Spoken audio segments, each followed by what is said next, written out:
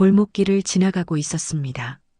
8살이던 나는 심부름 가는 길이었습니다. 그때 담벼락 너머로 아줌마들의 목소리가 들렸습니다. 야, 들었어? 저 집 남편 죽었대. 발걸음이 멈췄습니다. 어머, 불났다더니 죽었어? 한밤중에 쟤네 엄마가 남편이랑 싸우다가 불냈대. 에이, 설마 싸움을 어떻게 했길래 불을 내? 그러게 말이야. 승질이 얼마나 더러웠으면.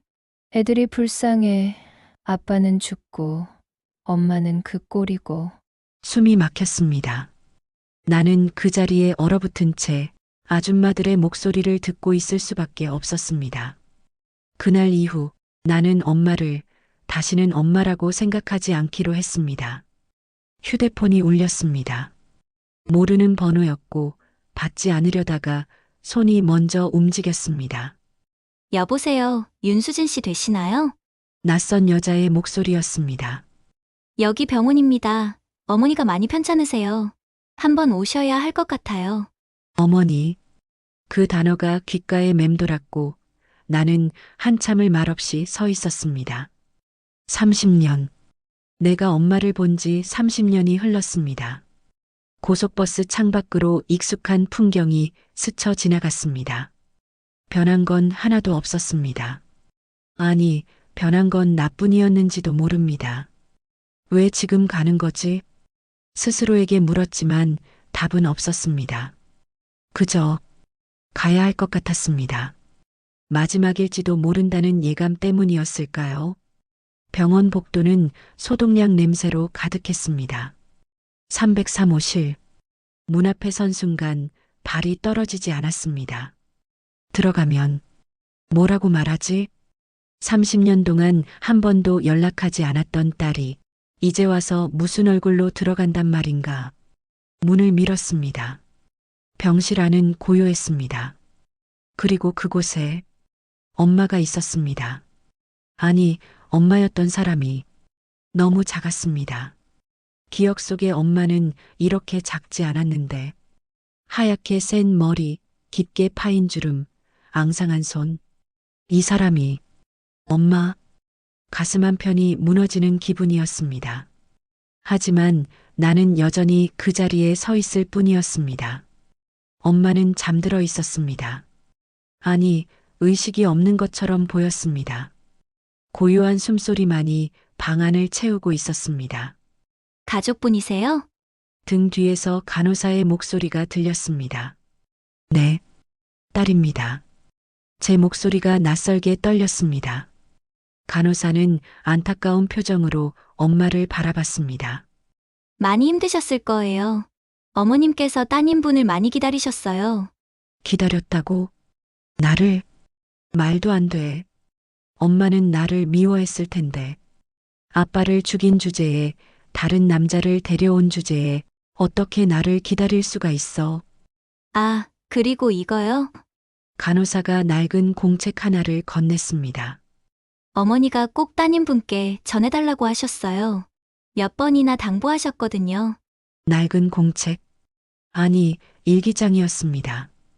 표지는 누렇게 발해 있었고 모서리는 달아해져 있었습니다. 이게 뭐지? 무거웠습니다. 단순히 종이의 무게가 아니었습니다. 일기장을 가슴에 품은 채 나는 병실 창가에 섰습니다. 창밖으로 해가 지고 있었습니다. 30년. 그 긴 시간이 이 일기장 안에 담겨 있는 걸까요? 엄마는 무엇을 쓴 걸까요?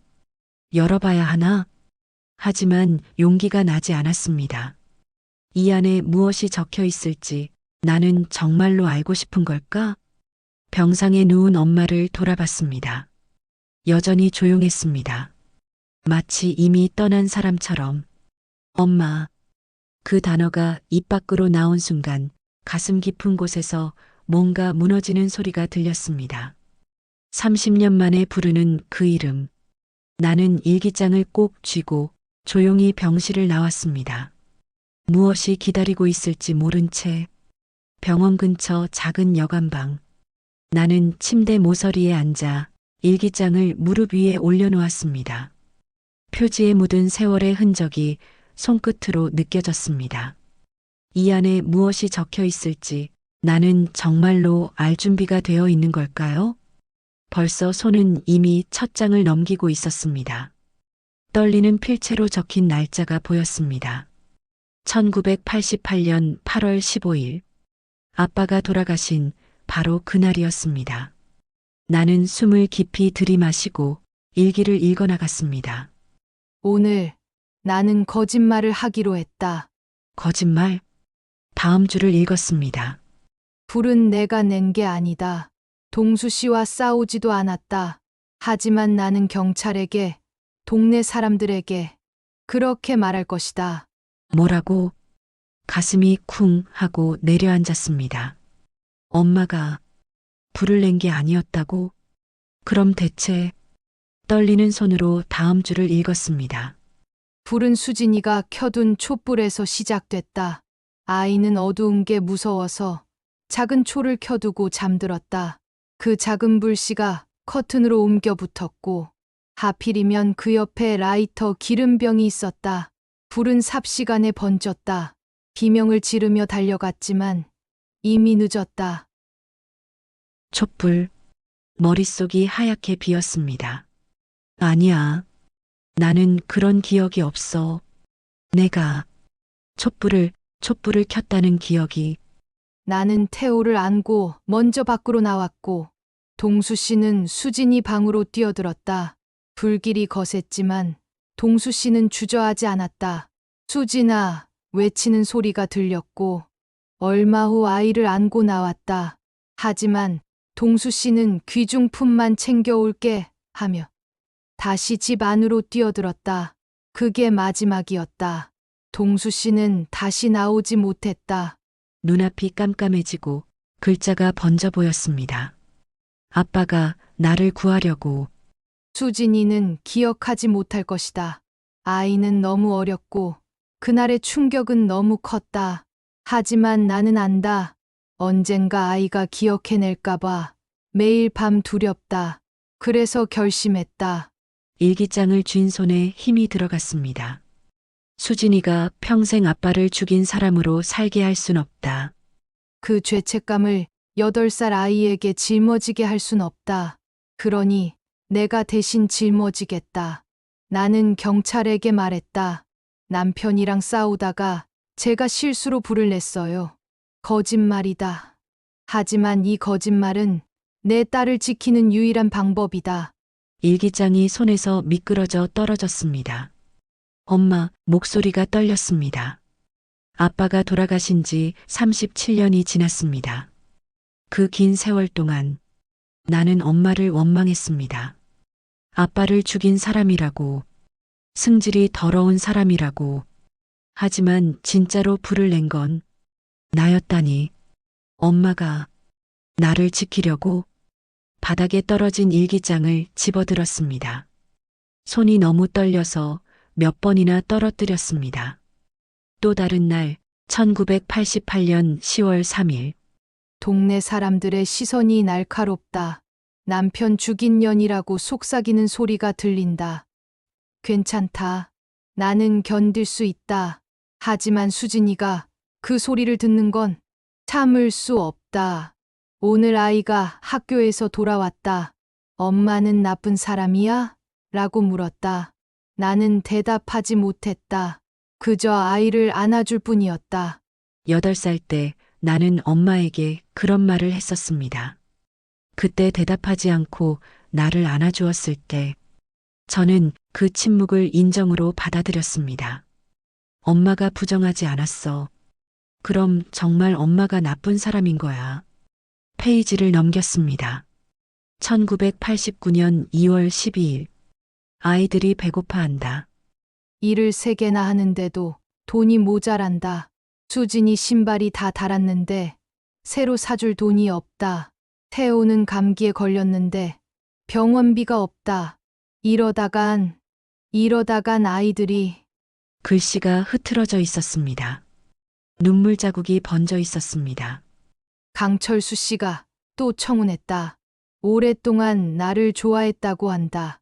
하지만 나는 사랑하지 않는다. 애들 아빠만이 내 전부이고 내 사랑이다. 그런데 철수 씨가 말했다. 아이들 굶기지 마.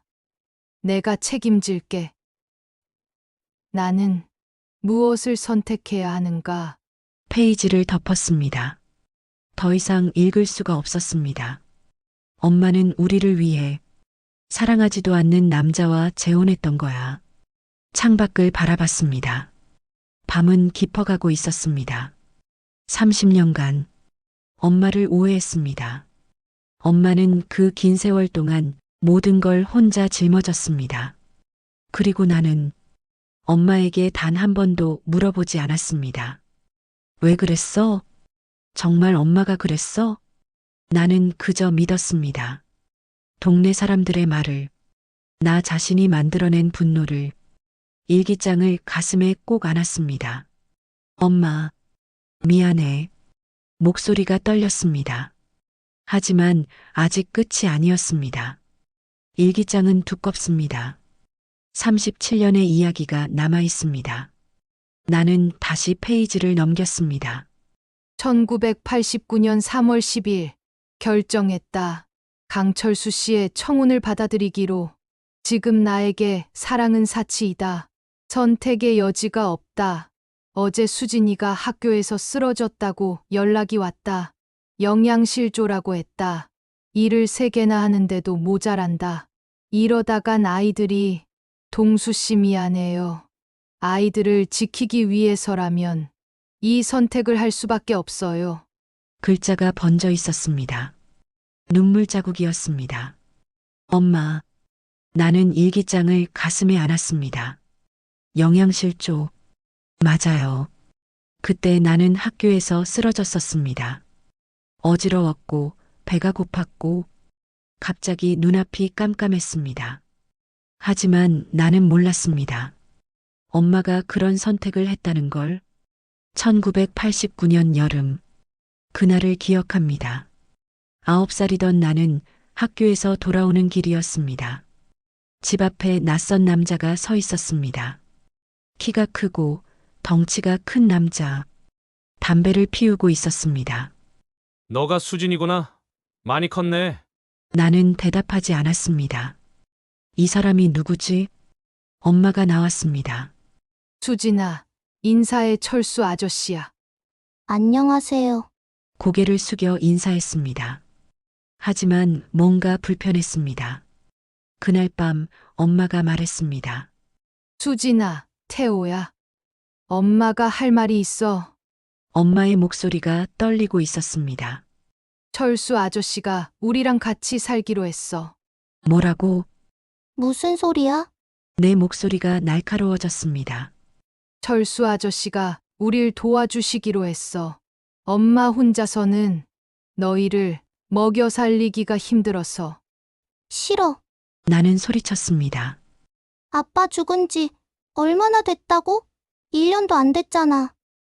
수진아, 아빠를 죽이더니 이제 다른 남자를 데려와. 그 말이 입 밖으로 나온 순간 엄마의 얼굴이 새하얗게 질렸습니다. 수진아, 그런 말 하는 거 아니야. 사실이잖아. 동네 사람들 다 그렇게 말해.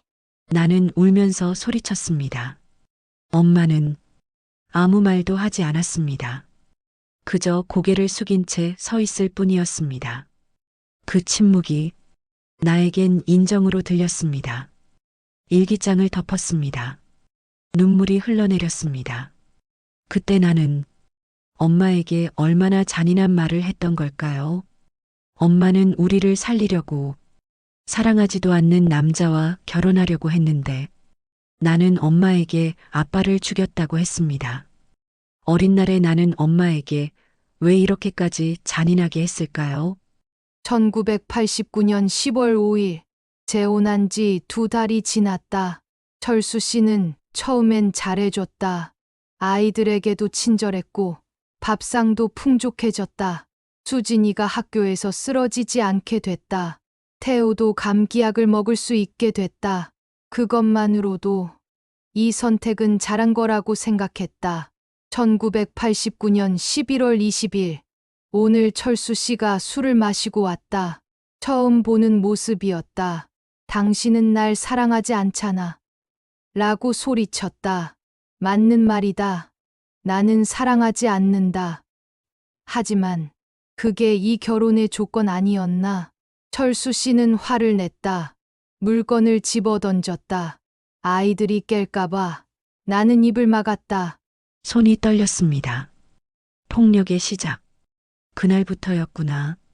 1990년 겨울밤이었습니다. 나는 10살, 태호는 7살이었습니다. 방에서 자려고 누웠는데 거실에서 소리가 들렸습니다. 당신은 죽은 남편 생각만 하잖아. 새아빠, 아니, 철수의 목소리였습니다. 술에 취한 목소리, 제발 아이들 깨요. 엄마의 떨리는 목소리, 뭔가 깨지는 소리가 났습니다.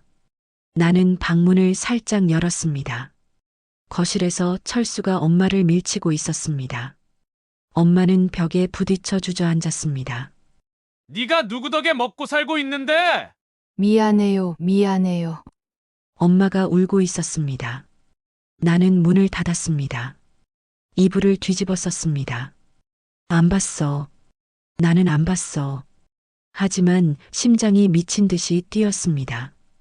다음 날 아침, 엄마의 팔에 멍이 있었습니다. 엄마. 그거 아무것도 아니야. 어제 계단에서 넘어졌어. 엄마는 웃으려고 애썼습니다. 나는 더 이상 묻지 않았습니다. 엄마가 자초한 거야. 그렇게 생각했습니다. 아빠를 죽이고 다른 남자를 데려왔으니까 이건 엄마가 받아야 할 벌이야. 중얼거렸습니다. 그게 아니었는데 엄마는 벌을 받은 게 아니었습니다. 엄마는 우리를 지키고 있었던 거였습니다. 1991년 8월 3일. 철수 씨의 폭력이 심해졌다. 술만 마시면 돌변한다. 하지만 아이들 앞에서는 안 그런다. 그나마 다행이다. 수진이가 오늘 내게 물었다. 엄마가 정말 아빠를 죽인 게 맞아? 나는 대답하지 못했다. 대답할 수 없었다. 진실을 말하면 아이가 평생 그 죄를 짊어지게 된다. 그러니 나는 계속 침묵할 것이다. 아이들이 날 미워해도 괜찮다. 그게 아이들을 지키는 방법이라면. 일기장이 손에서 떨어졌습니다. 엄마, 목이 메었습니다. 나는 엄마에게 그런 질문을 했었습니다. 엄마는 왜 아빠를 죽였어? 10살짜리 아이가 자기 엄마에게 던진 질문. 엄마는 대답하지 않았습니다. 아니, 대답할 수 없었습니다. 진실을 말하면 내가 무너질 테니까. 1998년 2월 14일. 수진이가 집을 나갔다. 18살이 된 아이는 더 이상 참을 수 없다고 했다. 엄마 얼굴 다시는 보기 싫어. 그게 마지막 말이었다. 괜찮다. 이제 아이는 자유롭다. 나라는 죄인 곁에서 벗어났으니 수진아, 행복해라. 그게 엄마의 유일한 소원이야. 일기장을 덮었습니다. 더 이상 읽을 수가 없었습니다. 창밖은 어두워져 있었습니다. 나는 바닥에 주저앉았습니다. 그리고 울었습니다. 내가 엄마를 미워한 그 긴 수십 년의 세월 동안 엄마는 나를 지키고 있었습니다. 침묵으로, 희생으로, 사랑으로. 1998년 겨울, 집을 나가던 그날, 나는 짐을 쌌습니다. 엄마가 방문 앞에 서 있었습니다. 수진아, 가지 마. 더 이상 못 견디겠어. 나는 돌아보지 않았습니다. 아빠 없는 이 집도 더 이상 싫고 아저씨랑 엄마 싸우는 소리 듣는 것도 지긋지긋해. 수진아. 엄마 얼굴 다시는 보기 싫어.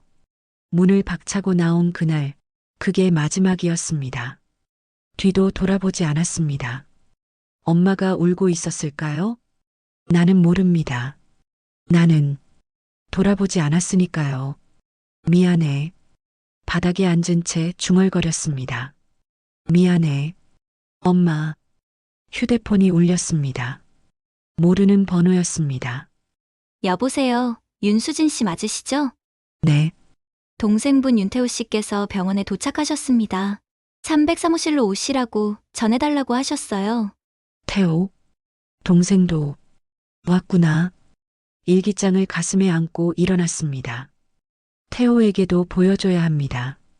이 진실을 우리가 얼마나 오해했는지, 엄마가 얼마나 희생했는지.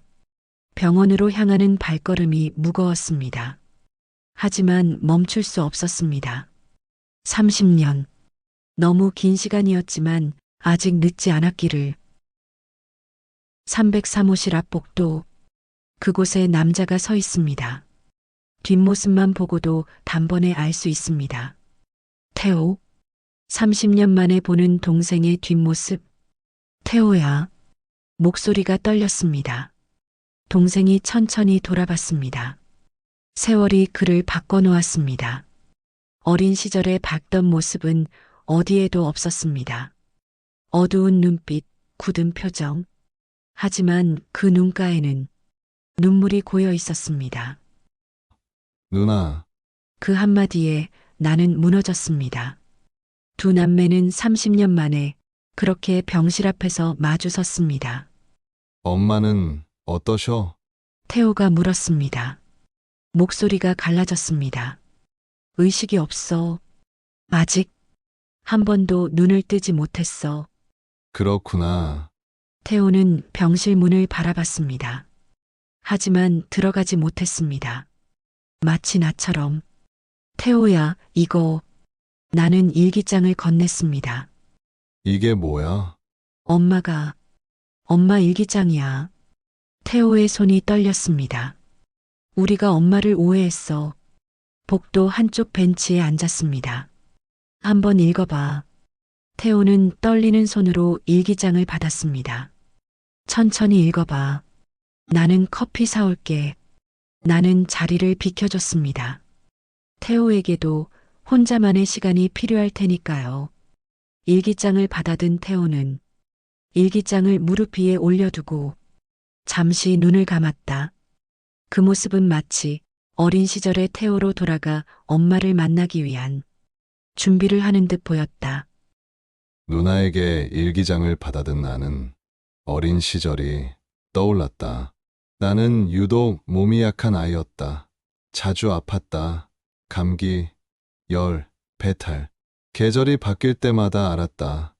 그때마다 엄마가 밤새 간호해 주셨다. 태호야, 괜찮아? 엄마 여기 있어. 이마에 손을 얹고 미움을 떠먹여주고 자장가를 불러주셨다.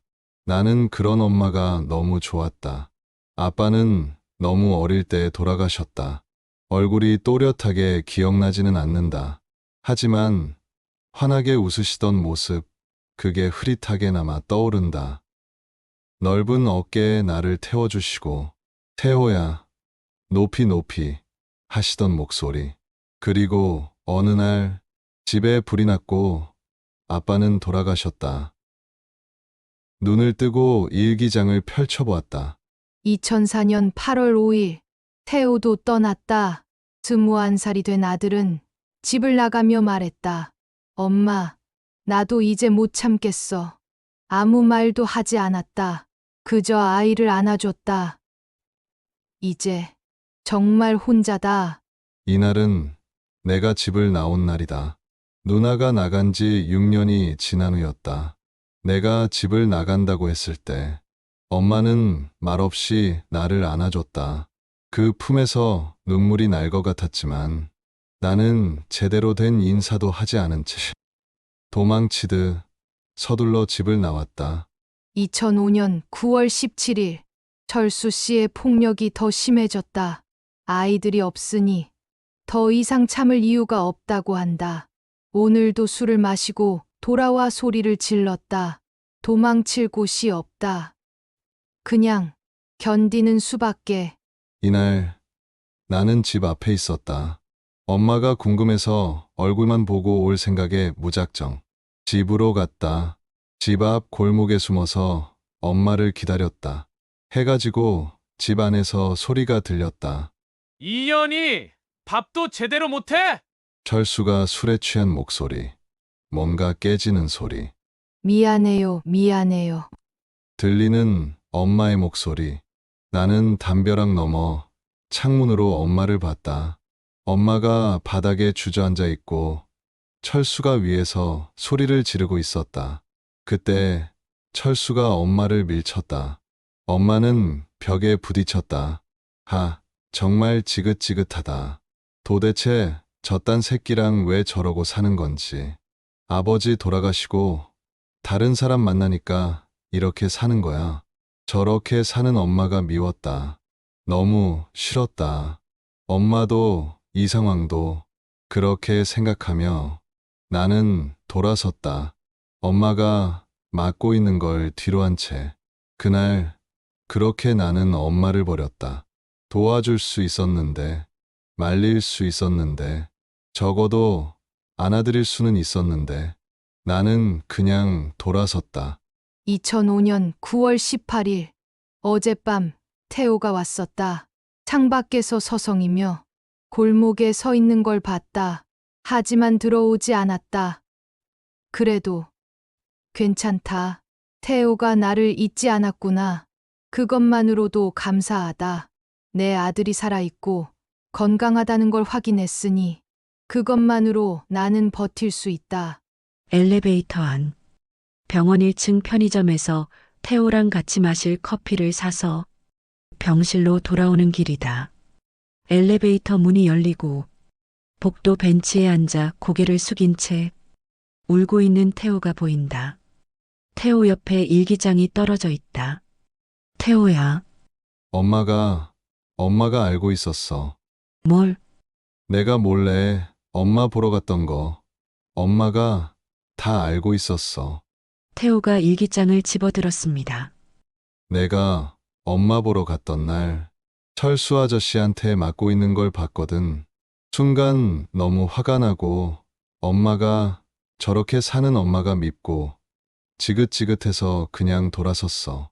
그런데 엄마는 태호의 목이 메었습니다. 다 알고도 괜찮대. 내가 멀리서 보기만 하고 간 것만으로도 살 수 있었대. 나는 아무 말도 할 수 없었습니다. 그저 동생을 안아줄 뿐이었습니다. 태호야, 그때의 넌 너무 어렸어.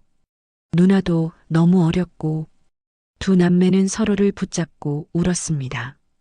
어린 시절 7살이던 나는 잘 몰랐습니다. 누나가 왜 엄마한테 소리를 지르는지, 왜 철수 아저씨를 싫어하는지. 그러나 저만큼은 누나가 이뻐하고 잘 챙겨주었습니다. 그런 누나를 저는 졸졸 따라다녔습니다. 사실 저는 엄마가 좋았습니다. 엄마가 만들어준 밥, 안아주던 따뜻한 품, 엄마가 불러주던 자장가, 전부 좋았습니다. 하지만 누나 앞에서는 그럴 수 없었습니다. 누나가 싫어하니까 나도 싫어해야 했습니다. 어느 날 엄마가 물었습니다. 태호야, 밥 맛있니? 응. 짧게 대답했습니다. 사실은 더 말하고 싶었습니다. 엄마 밥이 제일 맛있어. 하지만 누나가 보고 있었습니다. 철수 아저씨가 해준 거야. 맛있게 먹어. 나는 숟가락을 내려놓았습니다. 배불러. 배가 고팠지만 거짓말을 했습니다. 하지만 누나가 안 먹는데 나만 먹을 수 없었습니다. 밤에 누나가 말했습니다. 태호야, 우리 엄마 미워해야 돼. 왜? 엄마가 아빠 죽인 거래. 그리고 다른 남자 데려왔잖아. 그래대. 나는 이해가 되지 않았습니다. 아빠가 엄마를 죽였다는 말도 이해되지 않았습니다.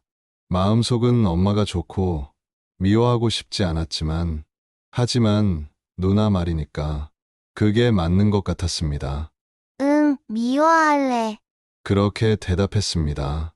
입으로는 그렇게 말했지만 마음속으로는 울고 있었습니다. 나는 바보였어. 태호가 말했습니다. 이유도 모른 채 엄마를 미워했어. 아니, 미워하는 척했어. 왜 미워해야 하는지도 모르면서 그냥 따라했어. 나는 동생을 안았습니다. 태호야, 그건 너 잘못이 아니야. 넌 너무 어렸어. 겨우 7살밖에 안 됐잖아. 누나, 미안해, 내가 너까지 엄마한테서 떼어놓은 거야. 두 남매는 서로를 붙잡고 울었습니다. 마지막으로 엄마를 보러 갔던 날, 엄마 너무 힘들어 보였어. 절뚝거리고 힘들게 걷고. 그런데 나는 아무것도 안 했어. 태호의 목소리가 서글펐습니다. 마지막으로 한 번 안아드리지도 못한 내 자신이 바보 같아. 나는 아무 말도 할 수 없었습니다. 우리 둘 다 겁났고 몰랐고 너무 많이 어렸습니다. 2006년 1월 3일 철수 씨가 죽었다. 알코올 중독이었다. 병원에서 연락이 왔을 때 나는 아무 감정도 느끼지 못했다. 슬프지도 기쁘지도 않았다. 그저 끝났구나 라는 생각뿐이었다. 장례식엔 아무도 오지 않았다. 나 혼자서 치렀다. 이제 진짜로 혼자다. 2008년 6월 20일 오늘 병원에 갔다. 의사가 말했다. 암이라고. 많이 진행됐다고 했다. 치료를 받으라고 했지만 돈이 없다. 괜찮다. 어차피 이제 삶에 미련도 없다. 다만 수진이와 태호가 보고 싶다. 마지막으로 한 번만이라도. 하지만 연락할 수 없다. 아이들은 나를 미워한다. 내가 그렇게 만들었으니까. 마지막 페이지. 2025년 10월 10일 병원에 입원했다. 시간이 얼마 없다고 한다. 간호사님께 부탁했다. 이 일기장을 수진이에게 꼭 전해달라고.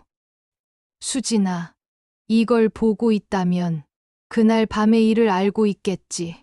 그때 한 선택은 엄마의 선택이었어. 너를 지키려던 엄마의 선택. 엄마한테 미안해하지 마. 내가 사는 동안 행복했다면 그것만으로 나는 충분하단다.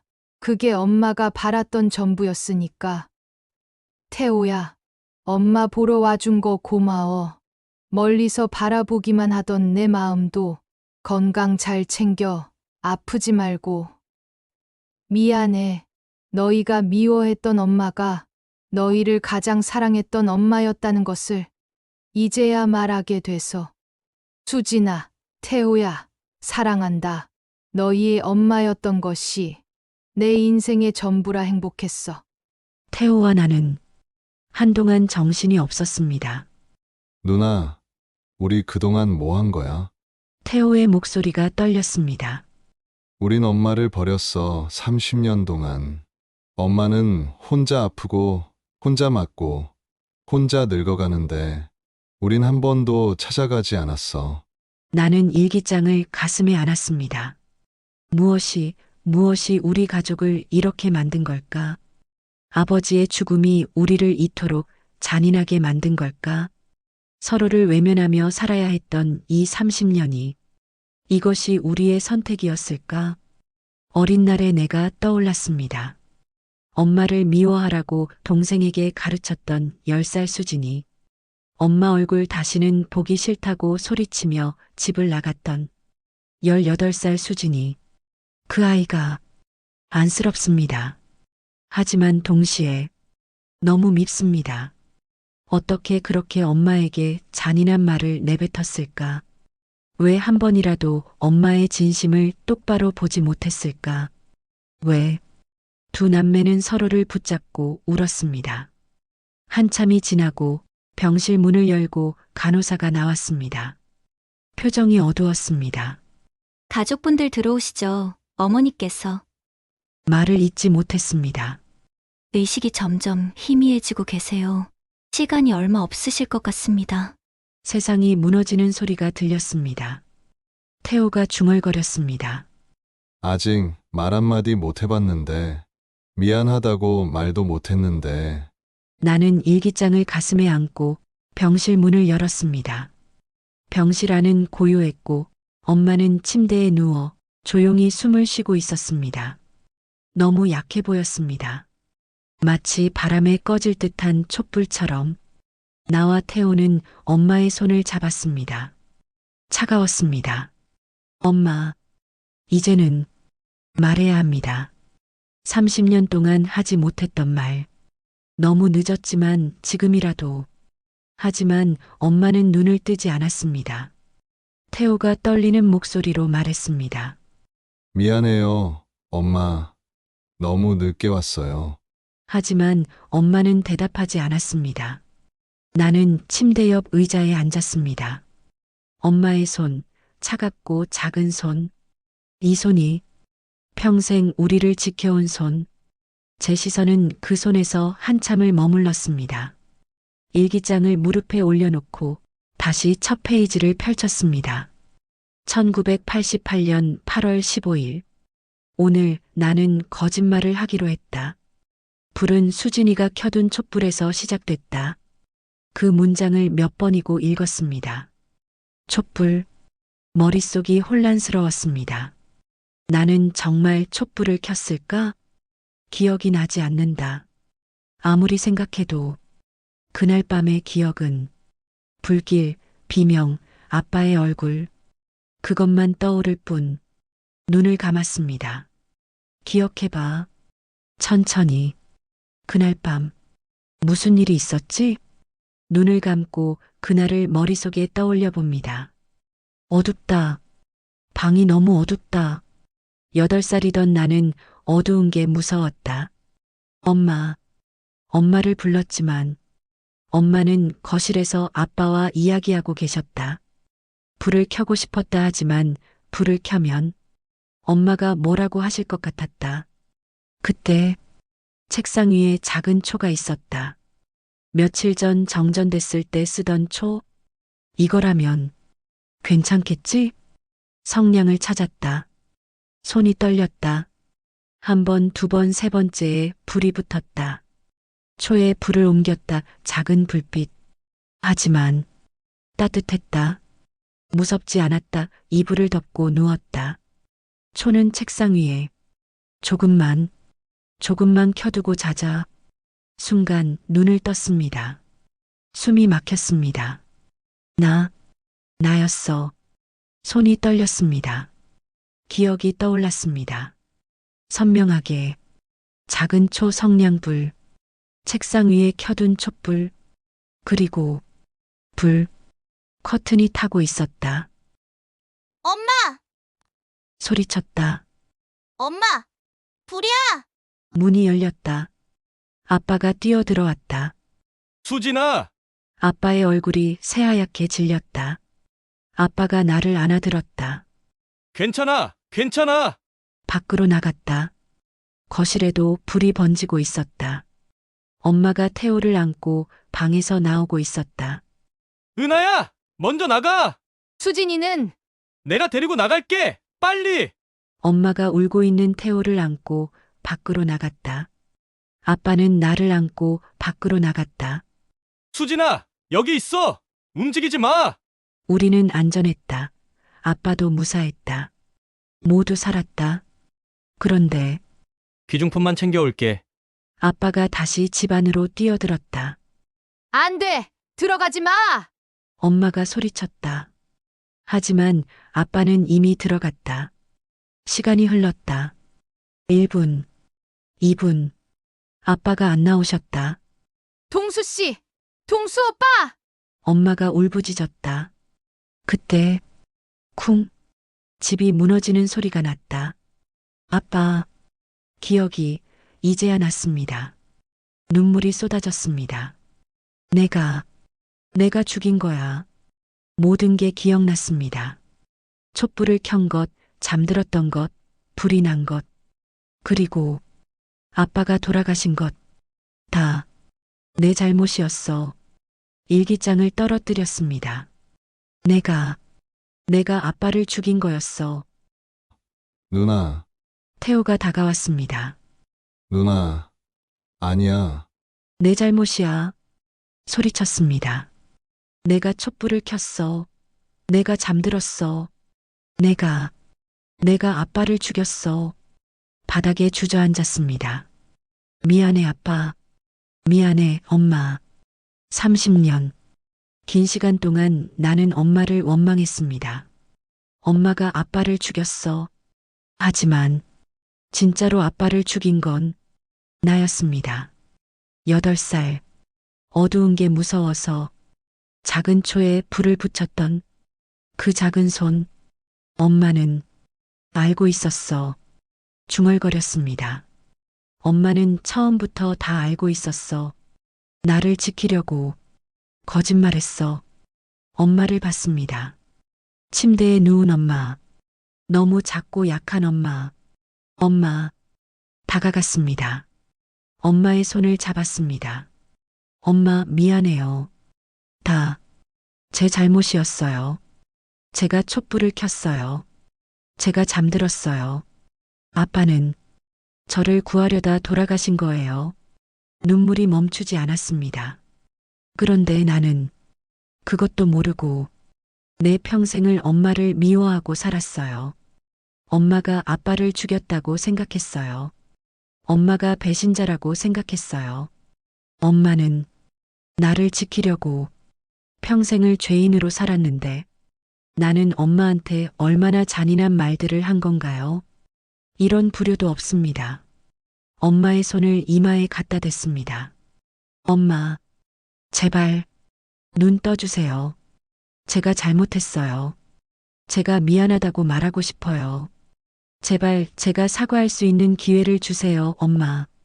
하지만 엄마는 여전히 눈을 뜨지 않았습니다. 태호도 다가왔습니다.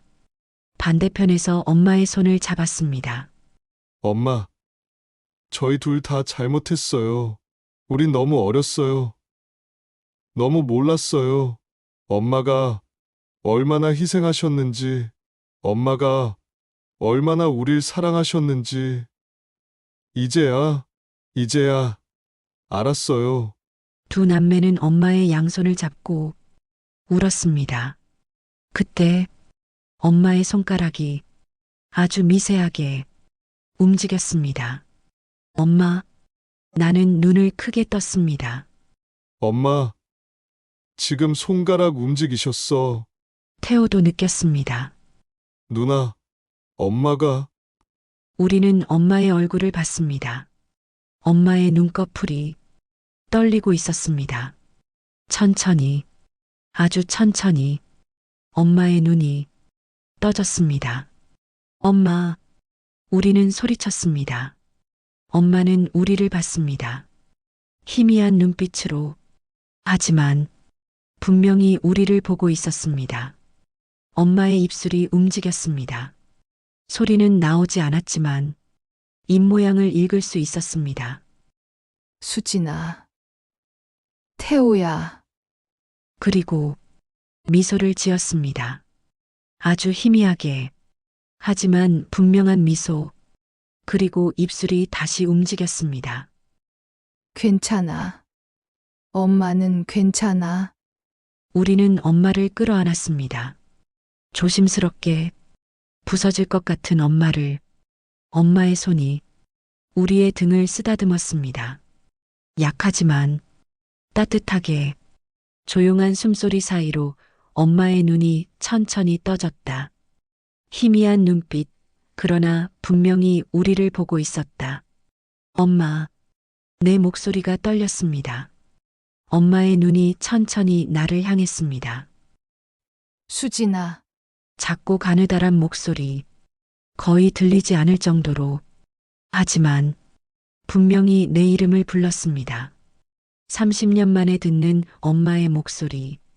나는 엄마의 손을 꼭 쥐었습니다. 네, 엄마. 저예요. 수진이에요. 눈물이 멈추지 않았습니다. 엄마의 입가에 미소가 번졌습니다. 아주 작은 미소. 하지만 그 미소 안에는 모든 것이 담겨 있었습니다. 왔구나. 네, 엄마 저 왔어요. 저 여기 있어요. 엄마의 숨소리가 조금씩 거칠게 들립니다. 숨을 쉬기가 힘드신 것 같았습니다. 병실을 천천히 둘러보시고 가슴을 움켜쥐셨습니다. 그리고 태호에게 시선이 머물렀습니다. 태호야, 태호가 엄마의 손을 잡았습니다. 엄마, 우리 아들 많이 컸네. 엄마의 목소리는 점점 작아졌습니다. 인물이 아주 훤해. 태호는 고개를 숙였습니다. 어깨가 떨렸습니다. 엄마가 천천히 손을 들어 태호의 손을 쓰다듬었습니다. 죽기 전에 너희를 다시 볼 수 있을까 싶었는데, 이제 죽어도 여한이 없겠다.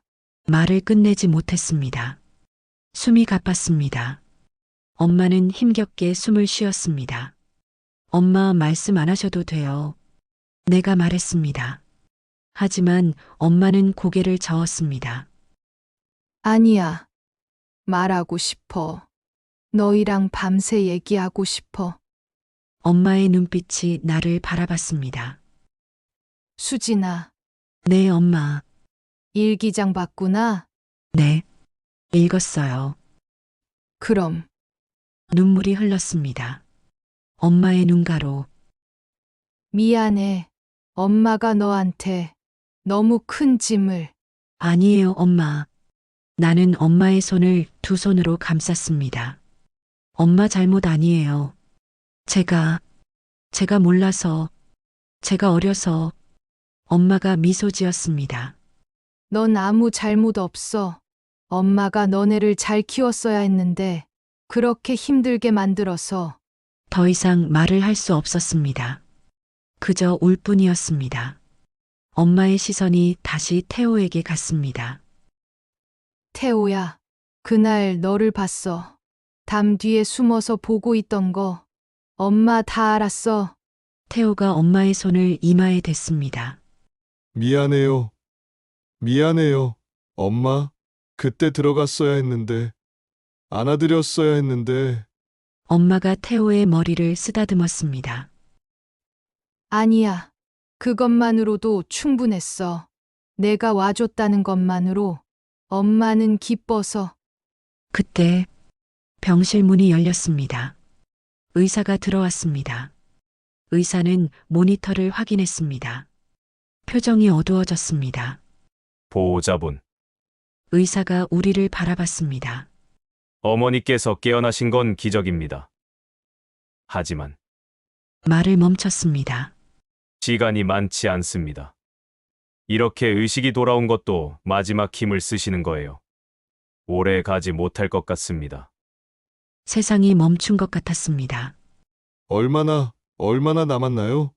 태호가 물었습니다. 몇 시간 길어야 하루 정도입니다. 지금 하고 싶은 말씀 다 나누시는 게 좋을 것 같습니다. 의사는 조용히 병실을 나갔습니다. 침묵이 흘렀습니다. 무거운 침묵. 엄마가 우리를 바라봤습니다. 괜찮아. 작은 목소리로 말했습니다. 이제 괜찮아. 엄마는 너네를 봤으니까. 너희 얼굴 다시 봐서. 엄마는 다 잃었어. 나는 엄마의 손을 꼭 잡았습니다. 태호도 반대편에서 손을 잡았습니다. 엄마 가지 마세요. 내가 울먹였습니다. 이제 막 다시 만났는데 제대로 된 인사도 못했는데 엄마가 고개를 저었습니다. 충분해. 이것만으로도 충분해. 엄마의 숨소리가 점점 가빠졌다. 엄마 말씀 안 하셔도 돼요. 내가 손을 꼭 잡았지만 엄마는 고개를 저으며 힘겹게 미소를 지었다.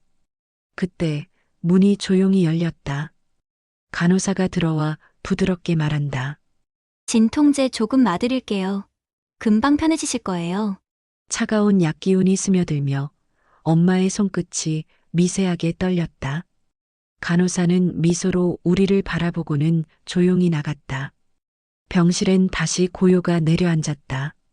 엄마의 눈꺼풀이 천천히 감기며 숨이 조금씩 고르게 이어졌다. 나는 그 손을 놓지 못했다. 태호도 반대편에서 엄마의 손을 꼭 쥐었다. 저희 여기 있을게요. 엄마 곁에 있을게요. 엄마는 눈을 감은 채 아주 작게 대답했다. 고맙다 얘들아. 창밖으로 붉은 노을이 스며들고 병실은 다시 조용했다. 오직 엄마의 숨결만이 남아 있었다. 그리고 모니터의 규칙적인 소리. 이것이 마지막 시간이라는 것을 우리는 예감하고 있었다. 밤이 깊어갔습니다. 병실은 고요했습니다. 나와 태호는 여전히 엄마의 손을 잡고 앉아 있었습니다. 모니터의 소리만이 규칙적으로 울렸습니다. 창밖으로 달이 떠올랐습니다. 그 빛이 병실 안으로 스며들고 엄마의 얼굴 위로 은은한 달빛이 내려앉았습니다. 그때 엄마의 손가락이 미세하게 움직였습니다. 엄마, 나는 고개를 들었습니다. 엄마의 눈이 천천히 떠졌습니다. 수진아. 네, 엄마. 저 여기 있어요. 엄마의 눈빛은 평온했습니다. 엄마, 할 말이 있어요. 나는 떨리는 목소리로 말을 이었습니다. 저, 엄마 일기를 봤어요. 그리고 기억이 났어요. 잠시 숨을 골랐습니다. 그날 밤, 제가 촛불을 켰어요. 조금만 켜두고 자려던 건데, 잠들어 버렸어요. 그리고 불이 났어요. 숨이 막혔습니다.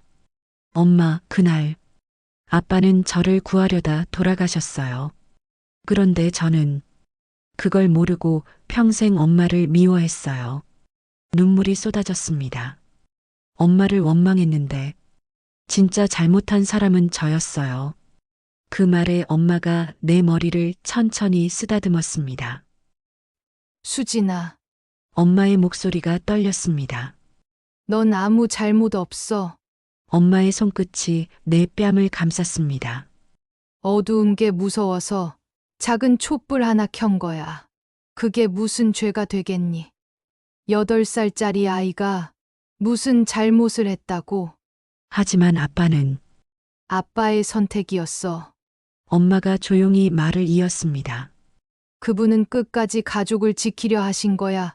누구의 잘못도 아니야.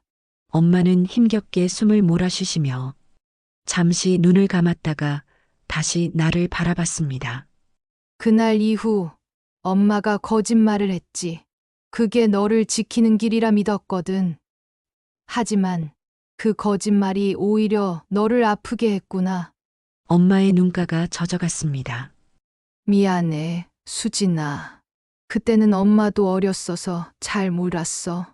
그땐 정말 다른 방법이 없다고 믿었어. 나는 엄마의 손을 꼭 잡았습니다. 아니에요, 엄마. 엄마는 절 지켜주셨어요. 제가 몰랐을 뿐이에요. 그걸 이제야 알아요. 엄마가 미소를 지었습니다. 그럼 됐어. 이제 그 무거운 짐 내려놓아도 돼. 행복하게 살아라, 우리 딸. 나는 엄마 품에 안겼습니다. 30년 만에 느껴보는 따뜻한 품이었습니다. 사랑해요, 엄마. 엄마도 사랑한다. 내 딸. 얼마나 그렇게 있었을까?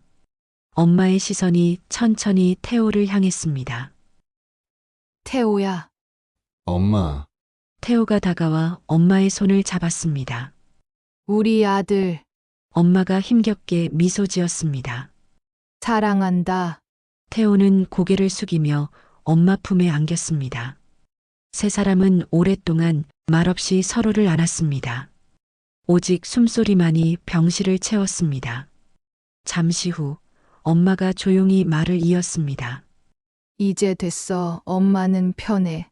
너희를 다시 봤으니까. 엄마의 목소리가 점점 희미해졌습니다.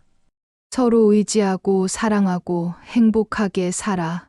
그게 엄마의 마지막 부탁이야. 엄마의 눈이 천천히 감겼습니다. 그리고 아주 부드럽게 속삭였습니다. 사랑한다, 수진아. 태호야. 엄마는 행복했어.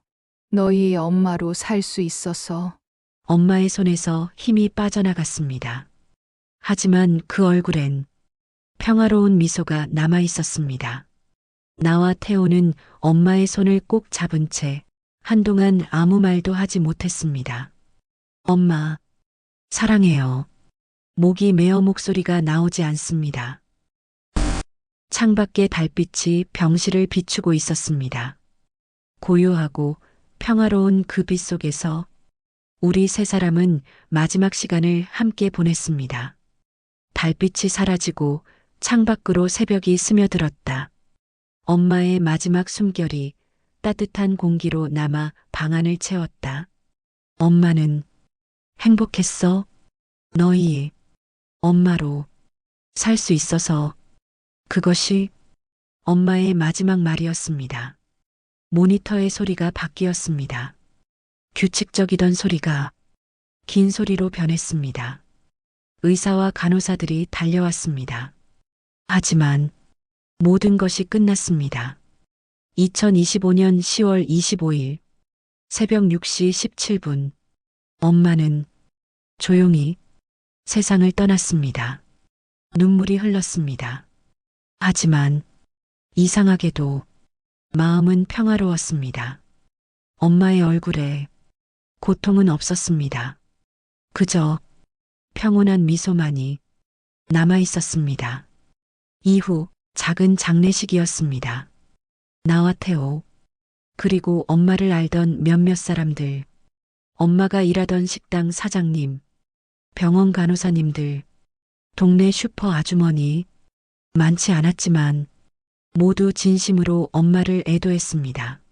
좋은 분이셨어요. 간호사님이 말했습니다. 항상 미소 지으시던 분. 고통이 크셨을 텐데 불평 한 번 안 하셨어요. 나는 고개를 숙였습니다. 그 미소 뒤에 얼마나 많은 눈물이 있었는지 이제야 알게 되었습니다. 엄마의 영정사진을 바라봤습니다. 사진 속 엄마는 환하게 웃고 있었습니다. 엄마, 이제 편히 쉬세요. 한 달 후, 나와 태호는 엄마의 집을 정리하고 있었습니다. 오랜만에 들어온 집, 30년 만에 작고 낡은 집이었습니다. 하지만 구석구석에 엄마의 흔적이 남아 있었습니다. 낡은 소파, 작은 식탁, 오래된 냉장고. 누나, 태호가 방 안에서 나를 불렀습니다. 태호의 방이었습니다. 옛날 그대로.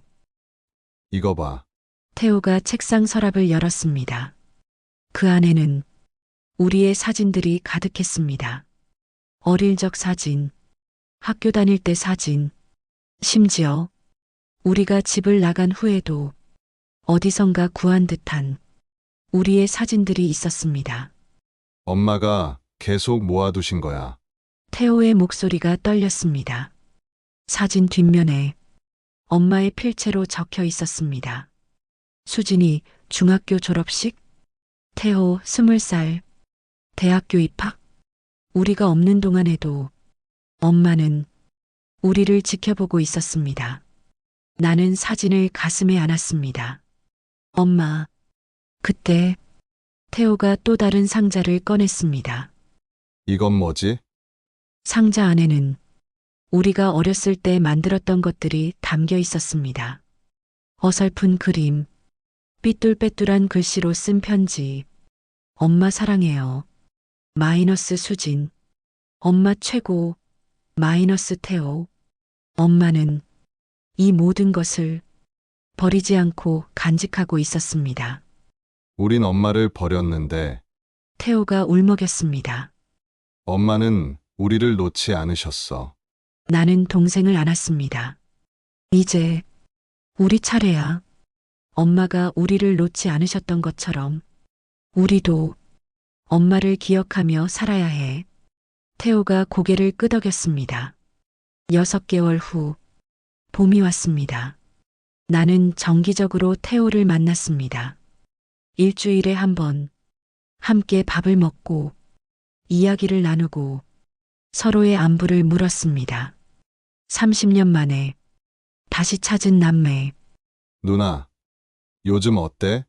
괜찮아. 너는? 나도 괜찮아. 우리는 조금씩 서로에게 익숙해졌습니다. 때로는 엄마 이야기를 했습니다. 엄마가 해주시던 된장찌개 기억나? 응, 맛있었지. 나 그거 배워보려고 했는데 잘 안 돼. 나도 엄마 맛은 안 나더라. 웃으면서 추억을 나눴습니다. 아프지만 따뜻한 추억들. 1년 후 엄마의 기일이었습니다. 나와 태호는 엄마의 묘소를 찾았습니다. 꽃을 놓고 조용히 앉았습니다. 엄마, 저희 왔어요. 내가 말했습니다. 잘 지내고 있어요. 태호가 덧붙였습니다. 누나랑 자주 만나요. 서로 의지하면서 살고 있어요. 엄마가 바라신 것처럼. 바람이 불었습니다. 따뜻한 봄바람. 엄마, 나는 작게 중얼거렸습니다. 이제야 알겠어요. 엄마가 우리한테 해주신 것, 엄마가 짊어지신 것, 평생 감사하며 살게요. 그리고 목이 메었습니다. 엄마, 너무 보고 싶어요. 너무 보고 싶은데 볼 수 없다는 게 이렇게 고통스러울지 몰랐어요. 엄마가 너무 그리워요. 살아계실 때 안 보는 것과 보고 싶은데 더 이상 볼 수 없는 것이 이렇게 큰 고통이 될 줄 정말 몰랐어요. 목이 뜨거워졌습니다. 한참을 혼자 울었습니다. 사랑해요, 엄마. 정말 사랑해요. 태호도 고개를 숙였습니다. 저도 사랑해요, 엄마. 그때 햇살이 구름 사이로 비쳤습니다. 따뜻한 빛. 마치 엄마가 우리를 안아주는 것 같았습니다. 나는 눈을 감았습니다. 그날 밤 어둠 속에서 켰던 작은 촛불. 그 불빛이 모든 것을 바꿔놓았습니다. 하지만 이제 나는 압니다. 진짜 불빛은 촛불이 아니었다는 것을, 엄마의 사랑이 진짜 불빛이었다는 것을, 어둠 속에서 우리를 지켜준 그 따뜻한 빛. 눈을 떴습니다. 태호가 나를 보며 미소 지었습니다. 나도 미소로 답했습니다. 우리는 일어섰습니다. 가자, 태호야. 응, 누나. 묘소를 돌아보며 마지막으로 인사했습니다. 다음에 또 올게요, 엄마. 그리고 함께 걸어 내려갔습니다. 형제가 함께 엄마가 바라던 모습으로 햇살이 우리를 비추고 있었습니다. 따뜻하게 그 빛 속에서 우리는 새로운 시작을 향해 걸어갔습니다. 이야기를 마치며 진실은 때로 늦게 도착하지만 용서는 언제나 우리를 구원합니다. 가장 어두운 순간에도 사랑은 결국 불빛이 되어 길을 밝혀줍니다. 이 이야기가 마음에 남았다면 구독과 좋아요로 응원해주세요. 여러분의 댓글 한 줄 한 줄이 다음 이야기를 만드는 큰 힘이 됩니다. 항상 들어주셔서 감사합니다. 늘 행복하세요.